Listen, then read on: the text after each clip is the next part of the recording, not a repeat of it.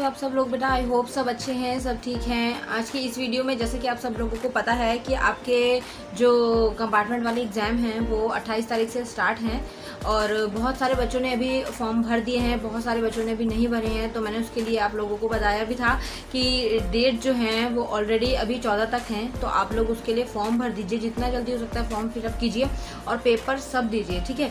कई बच्चे ऐसे हैं जो पूछ रहे हैं कि मैम क्वालिफाइड लिखा हुआ है, अगर नीचे जैसे क्वालिफाइड का ऑप्शन आ रहा है तो हमारा तो हमें पास कर दिया गया है, हम क्वालिफाइड हैं, लेकिन एक सब्जेक्ट में फेल हैं और वो सब्जेक्ट हमें आगे जाके पढ़ने मतलब कि नहीं है। जैसे कि बोर्ड ने भी नोटिस दिया था कि अगर आप आगे जाके वो चीज़ करते हैं, मतलब आगे जाके अगर आप उस एग्ज़ाम को नहीं करना चाहते या वो सब्जेक्ट आप नहीं लेना चाहते तो आपका काम चल जाएगा।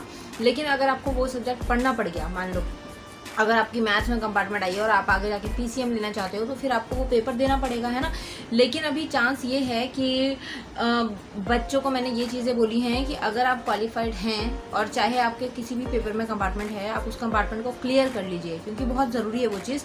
क्लियर करके रखेंगे तो ये रहेगा कि आपकी डीएमसी एकदम फुल एंड क्लियर रहेगी, ठीक है। अभी आप लोगों की मार्कशीट जो है वो नहीं है, अभी आप लोगों के जो बोला जाए सिंपली कि डीएमसी तो अभी नहीं होंगी, क्योंकि कंपार्टमेंट होकर जब क्लियर हो जाएगी तो डीएमसी आप लोगों की रिन्यू होगी, ठीक है। तो आप लोगों को परेशान होने की ज़रूरत नहीं है।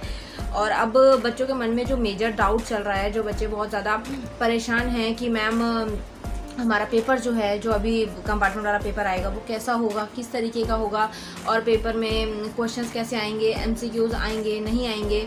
तो उस चीज़ के लिए अगर मैं बोलूँ तो बेटा देखो, सबसे पहली चीज़ कि बोर्ड ने अभी कुछ अपडेट नहीं दिया है एग्ज़ाम को पॉइंट ऑफ व्यू से, ठीक है, कि आपका पेपर कैसा होगा, आपके जो एग्ज़ाम में मतलब एमसीक्यूज नहीं आएंगे या फिर उसकी जगह क्या आएगा या कितने एमसीक्यूज आएंगे, कोई भी अपडेट नहीं है। तो मतलब इसका यही निकलता है कि आपका जो पेपर है वो सेम पैटर्न रहने वाला है, ठीक है। एमसीक्यूज आएंगे तो आप लोगों को उस तरीके से पढ़ के जाना है, उस तरीके से अच्छे से पढ़ाई करनी है। जो सब्जेक्ट का आपका पेपर है उसके लिए मैंने, जब आप लोगों के एग्ज़ाम्स चल रहे थे तो आप लोगों में से मोस्टली सबने वीडियोस देखी होंगी, मैंने हर सब्जेक्ट की प्रिपरेशन आप लोगों को करवाई थी, इंपॉर्टेंट क्वेश्चंस बताए थे कि इस तरीके से आप इंपॉर्टेंट क्वेश्चन कर सकते हैं, याद कर सकते हैं। So many things are here. आप लोग एक बार सर्च करेंगे अगर तो बहुत सारी चीज़ें आपको यहाँ पर मिल जाएंगी। So please do that first, okay.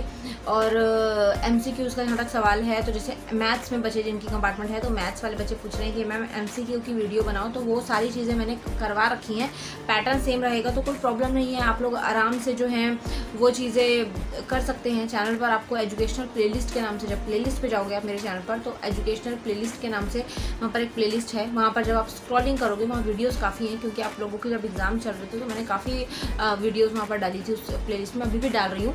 तो वहाँ से आप लोग देखेंगे तो आप लोगों को काफ़ी सारी जो हर सब्जेक्ट की क्वेश्चन पेपर हो गए और इसके अलावा भी इंपॉर्टेंट पॉइंट्स हो गए, इंपॉर्टेंट क्वेश्चंस हो गए, इंपॉर्टेंट चैप्टर्स हो गए, सब कुछ मैंने बहुत बारीकी से करवाया था, चाहे वो साइंस वाले हों, चाहे वो मैथ्स वाले हों, चाहे वो इंग्लिश वाले हों। तो आप जाके देखेंगे तो आप लोगों को डेफिनेटली बहुत हेल्प मिलेगी। So please do that, okay. और एमसीक्यू की बच्चों को बहुत टेंशन है कि आएंगे या नहीं आएंगे, तो बेटा एमसीक्यूज आएंगे, ठीक है। अगर आप लोगों का पेपर फाइनल में जिस तरीके का पैटर्न रहा था उसी तरीके का पैटर्न जो है ये लोग अभी भी रखेंगे और जुलाई में आप लोगों का पेपर है, तो प्लीज़ अच्छे से प्रिपरेशन पर लग जाइए, ठीक है। जो जो चीज़ें आप लोगों को प्रिपरेशन करने की मैं सबसे अच्छी चीज़ बताती हूँ, जो जो चीज़ें आपने छोड़ी थी, जो एग्ज़ाम टाइम पर आपको नहीं आ रही थी या जो आपको नहीं पता थी, उनके ऊपर ज़्यादा काम कीजिए, उनको ज़्यादा इम्प्रूव कीजिए, कोशिश कीजिए कि वो सारी चीज़ें आप लोग अच्छे से कर पाएँ, क्योंकि मेन तो वही है, जो आपके नेगेटिव पॉइंट्स हैं, जो आपकी वीकनेस है, उस चीज़ को इम्प्रूव कीजिए, ठीक है। और इसके अलावा मैं पेपर के लिए, आपको पता ही है 28 जुलाई की डेट आ रखी है, तो 28 तारीख को आप लोगों का पेपर होगा, तो उसमें परेशान होने की ज़रूरत नहीं है, पेपर हो ही जाएगा, क्योंकि बोर्ड की तरफ से नोटिस आई गया है, जैसे कि आप सब लोगों को पता ही है।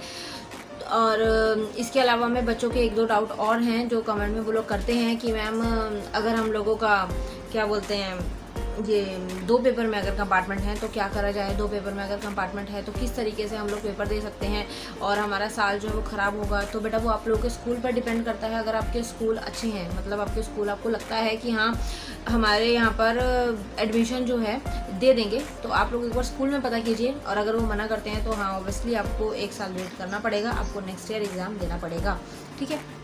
तो आई थिंक सारी चीज़ें क्लियर हो गई हैं। और इसके अलावा कोई डाउट हो, कोई चीज़ ना समझ आई हो तो वो आप मुझसे फिर कमेंट में पूछ लीजिएगा, ठीक है।